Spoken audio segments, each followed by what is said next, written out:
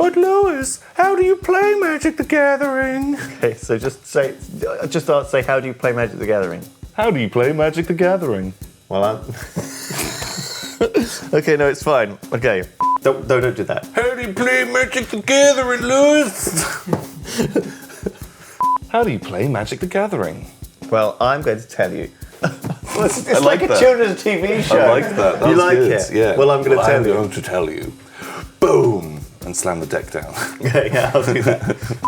Bam! It's time for Super Tutorial 5000 on Magic the Gathering. This video is for those of you who've never played Magic before, have no idea what's going on in our videos, and just want to know how to play the game and the very basics, okay? So, in Magic the Gathering, me and Tom are powerful planeswalkers. We're wizards who have a library or a deck full of spells, and we want to cast them on each other until one of us is dead, right?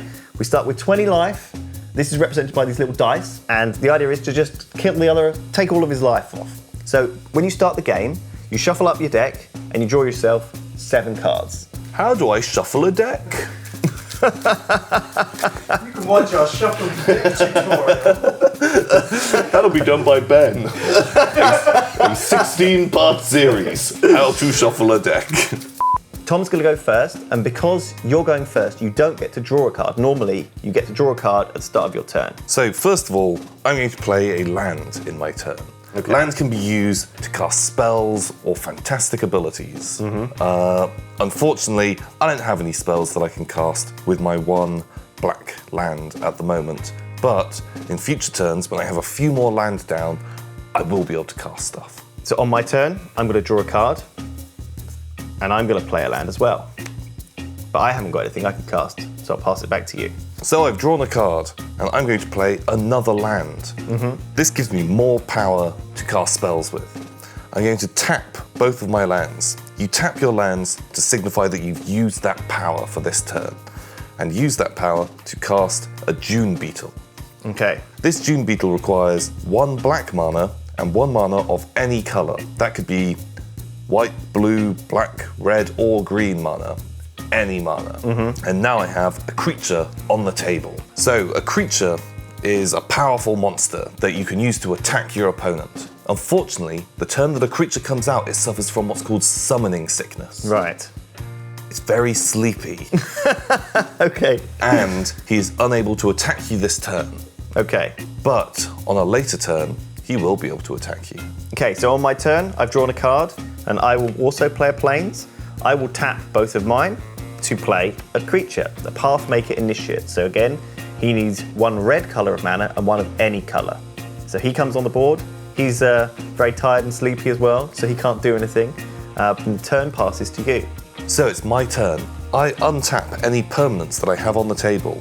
I draw a card, and I'm going to play a land. Now that my Beetle has been out for a whole turn, he's going to attack you as he no longer suffers from summoning sickness. I signify him attacking by tapping him. So now I get an opportunity to block. If I choose not to block, the Beetle will come through, hit me in the face, and deal damage equal to its power. So its power here is 1, and its defense is 4. That means that anything it hits will take 1 damage, and it will take 4 damage before it dies.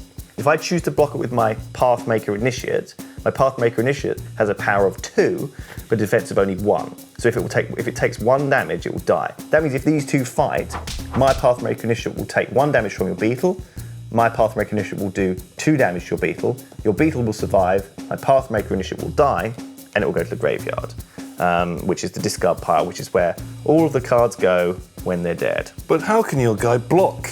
Doesn't he have summoning sickness? Well, creatures with summoning sickness can still block. They just have to be untapped. Since you've attacked with your DUNE Beetle this turn, it can't block next turn, and so you won't be able to block until you untap it at the start of your next turn. So as it is, I'm not going to throw away my creature by blocking this thing. Your Beetle only does 1 damage. I'm going to go to 19 life.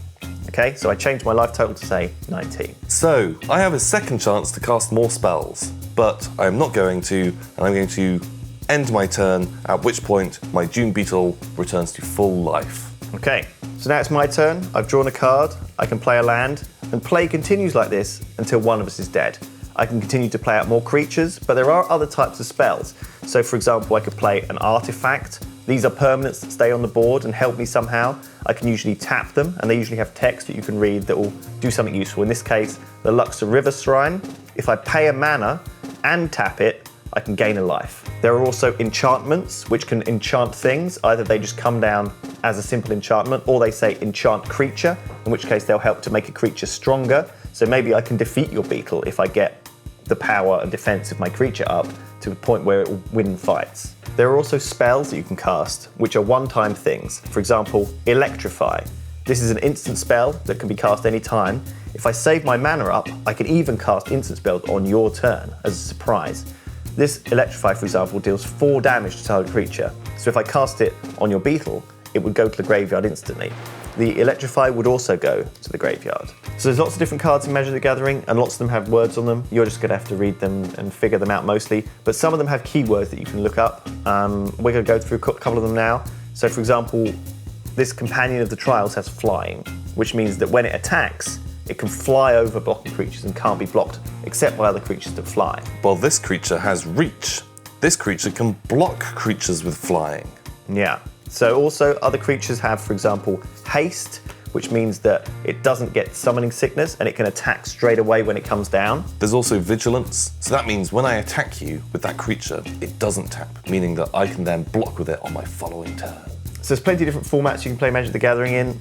Mostly the decks use a standard format of 60 cards with a maximum of 4 of each card in there. So a good rule of thumb for your first deck is about 24 land, 20 creatures, and 16 other spells. This gives you a nice balanced variety of cards and means that you shouldn't run into too many problems when you're playing the game. So the most fun decks stick to 1 or 2 colours, which is usually the best way to play. So in our cases it was red and white, and in your case it was green and black. So if you're using multiple colours, like your red and white deck there, you want to split the amount of lands that you have, kind of to do with how many spells you have. So if you've got half of your spells are red and half are white, then I'd go for 12 mountains and 12 plains. Yeah, you also want to look out for your curve. So you want to make sure you've got spells at every mana level. So you've got cheap ones and expensive ones. You don't want to be playing nothing for a long time. You want to have a nice balanced curve. There's loads more to learn in Magic, but it's really fun to learn it.